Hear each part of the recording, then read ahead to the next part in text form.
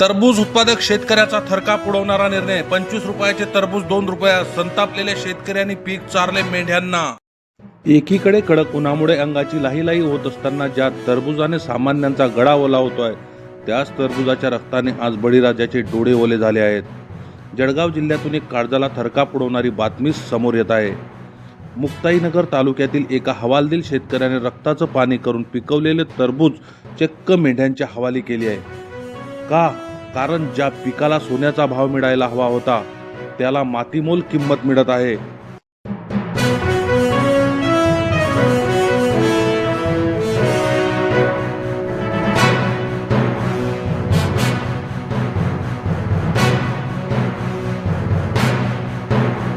हे दृश्य पाहून कोणाचंही काळीज पिळवून निघेल.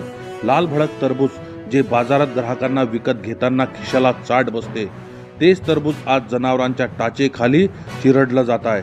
मुक्ताईनगरच्या या शेतकऱ्याने संतापाच्या भरात आपल्या उभ्या पिकात मेंढ्या आणि बकऱ्या सोडल्या आहेत. असं काय आलं होतं की आपण निर्यात थांबल्यामुळे कोणी व्यापारी मागत नाही, कोणी घेत नाही. 200-250 रुपये मागतात, काय देणार आपण त्यांना?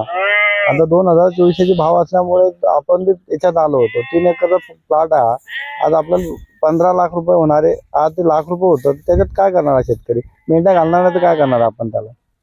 निर्यात थांबली, बाजारपेठा थंड पडल्या आणि व्यापाऱ्यांनी आपली नजर बदलली. जो टरबूज 25 रुपये किलोने विकला जायला हवा होता, त्याच टरबुजाला व्यापारी आता चक्क 2 ते 3 रुपयाचा भाव मागत आहे. कष्टाची किंमत जेव्हा 2 रुपये लागते, तेव्हा बळीराजाचा संयम सुटतो. व्यापाऱ्याच्या घशात घालण्यापेक्षा मुक्या जनावरांनी खाल्लेलं बरं, याच भावनेतून मुक्ताईनगरच्या शेतकऱ्याने हा टोकाचा निर्णय घेतला आहे.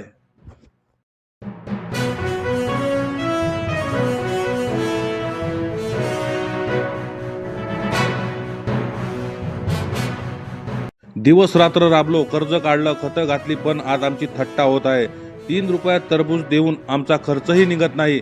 म्हणून ठरवलं, हे फळ व्यापाऱ्याला देण्यापेक्षा माझ्या मायबाप जनावरांच्या पोटात गेलेलं चांगलं.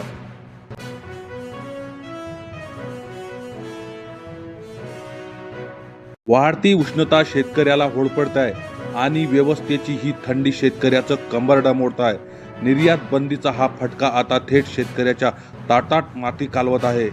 आता तरी सरकार आणि प्रशासन याकडे लक्ष देणार का, की असाच मुक्ताईनगरचा टरबूज मेंढ्यांच्या पायी तुडवला जाणार?